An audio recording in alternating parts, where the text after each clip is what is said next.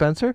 On the air right now, we have Under Sheriff Travis Adams from the Mason County Sheriff's Department for our Sheriff Sit-Down this week and every week, brought to you by the good friends at Our Community Credit Union. Good morning. Good morning. How you doing, sir? Excellent. Good to see you here, and been a while since we've talked with you, and well, one of the things that we can bring up first is we're getting closer and closer to the Special Olympics and the torch run. The Sheriff's Office going to be deeply involved as they have been over the last couple of years? We are very excited. This will be our third year in a row now doing the law enforcement torch run.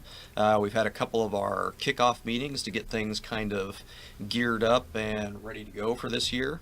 One of the big changes that we have this year is that we're going to have a link on our website which allows local businesses and community members, whoever chooses to jump on board with some of our fundraising efforts that we do during the year. And so one of the things that we do during the year is from October through December, we do a fundraiser for Special Olympics, which has to do with the guys can grow a beard and everybody can wear jeans to work. Loosening the regs a little bit. Yeah, a little bit. And so we kind of thought it would be fun if we could maybe get some of the local businesses together that wanted to do some of the same type of things maybe and join us and be able to click on our website and follow along with us as we're doing some of those fundraisers. Very cool. Well, Special Olympics is a great organization, the Sheriff's Office as well, so I'm sure you guys will have folks lined up to help and do those runs. It's always a real special time running through the high school there and seeing all the student athletes for the high school that are partaking. And absolutely. We're already making arrangements with both North Mason High School and Shelton High School to do that again this year. And this year we have Skokomish Tribal Police are going to be joining us this year. They haven't joined us the last 2 years, so we'll have that law enforcement agency. I know Washington State Patrol is going to be joining us with a bigger contingent this year. Cool. And, Washington Correction Center. So we've pretty much got a wide variety of the law enforcement community really jumping in this year. Nice. I like that. Very cool. It is also here, we were just talking, and I don't know if you got any good ones to share. Maybe you've got some planned. Today is April Fool's, and a lot of folks do not necessarily, for whatever reasons, have a lot of interaction with law enforcement, but they're people just like everybody else. You guys do any pranks around the office on an April 1st? I don't know that there are any special pranks that anybody does specifically on April Fools, but I know that there are all kinds of pranks that are done all the time.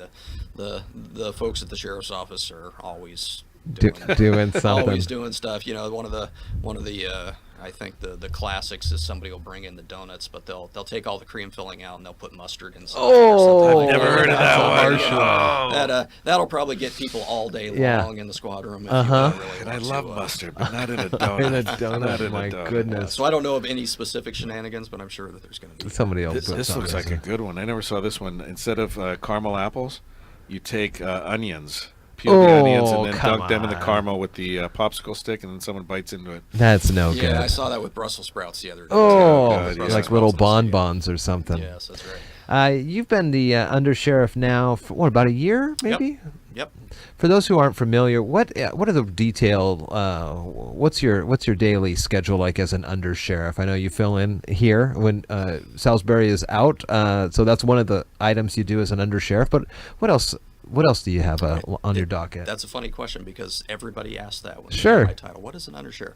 So the undersheriff is the person who is appointed by the sheriff, basically chief of operations, if you want to look at it that way. So we have 4 divisions in our department, and we have a chief in charge of each one of those divisions. The chiefs report to me, and I do everything from go to meetings to help facilitate things getting done around the office to you name it. It just has to do with the everyday running of the department while the sheriff is out being the elected. Former Sheriff Jim Barrett, Under Sheriff Jim Barrett, great guy there. Do you still lean on him at all? I saw him was honoring some of his kids there, moving through the systems.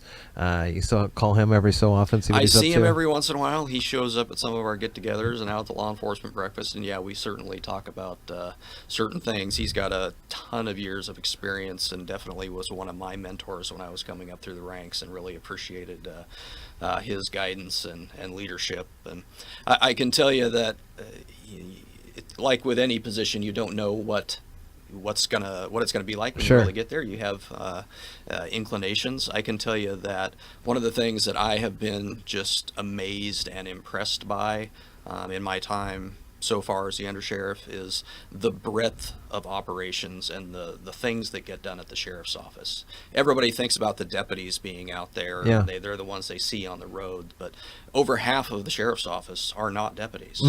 We have detectives. We have our office staff who is just doing a ton of public disclosure requests and meeting people at the front door and doing the civil paperwork. And of course, you've talked to Kevin, who comes over here and talks about all of the jail operations that are going on, and all the work that our detectives do behind the scenes, from cases that don't even come through Sure. from patrol, that come in from CPS and all over the place. And I'm amazed every day at the amount of work that gets done, and just the breadth and depth of experience of our folks in each one of the divisions. Yeah, I'll be driving around or out walking and see a sheriff's office vehicle go by, and I feel like we here at the station have a good relationship with you guys, and we perhaps know most of you, but for sure I'll go, oh, somebody, I've never seen that person before. I've never seen that person before. There's a lot of people behind the scenes that you would never necessarily see